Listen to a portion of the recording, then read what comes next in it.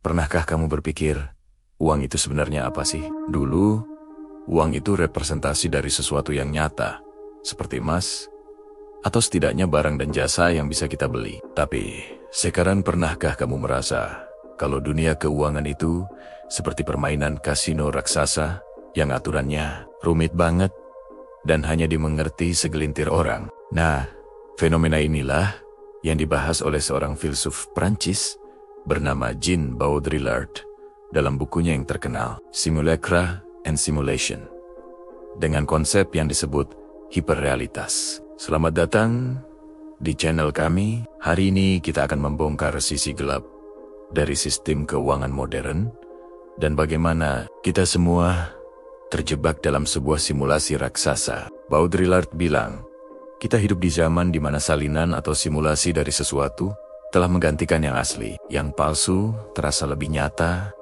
daripada yang nyata itu sendiri. Konsep ini ternyata sangat relevan kalau kita melihat dunia perbankan dan investasi saat ini. Coba bayangkan ini. Kamu membeli rumah dengan KPR. Bagi kamu, rumah itu adalah aset nyata, tempat tinggal, sebuah realitas fisik. Tapi, bagi bank KPR kamu itu bukan sekadar pinjaman. Mereka bisa mengemas KPR kamu bersama ribuan KPR lainnya menjadi sebuah produk keuangan baru yang disebut Mortgage-Backed Securities atau MBS. Produk ini kemudian dijual ke investor di seluruh dunia. Sampai sini hubungannya dengan rumahmu masih ada, meskipun sudah satu langkah lebih jauh dari realitas. Tapi ceritanya tidak berhenti di situ. Institusi finansial lain kemudian menciptakan produk yang lebih kompleks lagi. Namanya Credit Default Swap atau CDS.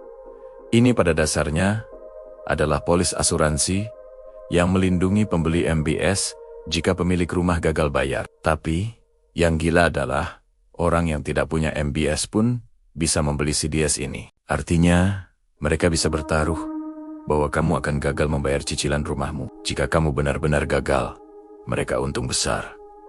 Disinilah kita masuk ke jantung hiperrealitas keuangan. Kita hidup di zaman di mana sebuah bank atau hedge fund bisa bertaruh bahwa kamu akan kehilangan rumahmu, dan mereka justru mendapatkan keuntungan dari penderitaanmu. Uang tidak lagi mengalir untuk membangun sesuatu yang nyata, seperti pabrik atau infrastruktur. Uang hanya berputar di atas angka-angka digital, taruhan di atas taruhan, dalam sebuah permainan yang semakin jauh dari ekonomi real. Ini menciptakan apa yang disebut sebagai ekonomi kasino. Para pemain besar di Wall Street tidak lagi berinvestasi pada kesuksesan sebuah perusahaan, tapi mereka bisa bertaruh pada kegagalannya. Mereka menciptakan produk-produk derivatif yang begitu berlapis dan kompleks, sampai-sampai tidak ada yang benar-benar tahu apa aset dasarnya. Semuanya hanya angka di layar komputer.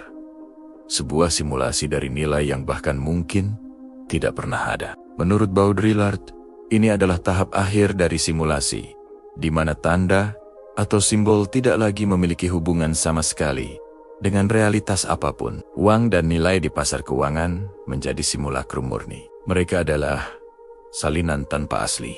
Nilai triliunan dolar bisa lenyap dalam sekejap hanya karena sentimen pasar berubah. Bukan karena pabrik-pabrik berhenti berproduksi atau hasil panen gagal. Krisis keuangan global tahun 2008 adalah contoh sempurna dari ledakan hiperrealitas ini. Gelembung perumahan pecah, dan produk-produk derivatif yang tadinya bernilai miliaran dolar tiba-tiba menjadi sampah tak berharga. Runtuhnya sistem ini menyebabkan jutaan orang kehilangan pekerjaan dan rumah mereka di dunia nyata. Penderitaan yang nyata disebabkan oleh runtuhnya sebuah dunia simulasi yang dibangun oleh para elit keuangan.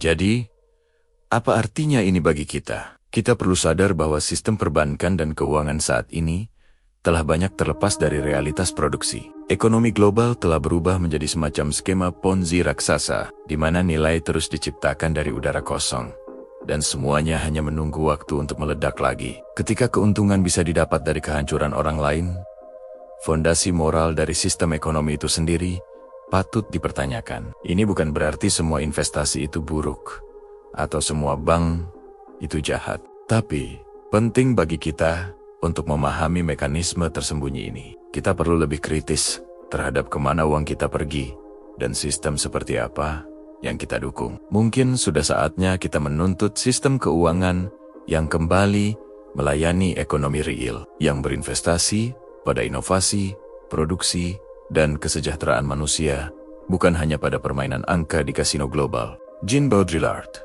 memberikan kita lensa yang kuat untuk melihat kegilaan ini. Kita tidak hanya hidup dalam ekonomi, kita hidup dalam sebuah hiperekonomi, di mana batasan antara yang nyata dan yang simulasi telah kabur. Pertanyaannya sekarang adalah, apakah kita akan terus bermain dalam simulasi ini, atau kita akan mencoba mencari jalan kembali ke realitas? Bagaimana menurutmu? Apakah kamu pernah merasa terjebak dalam sistem yang tidak adil ini? Tuliskan pendapatmu di kolom komentar di bawah.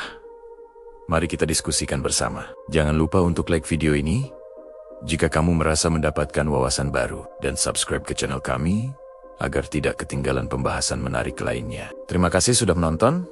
Sampai jumpa di video berikutnya.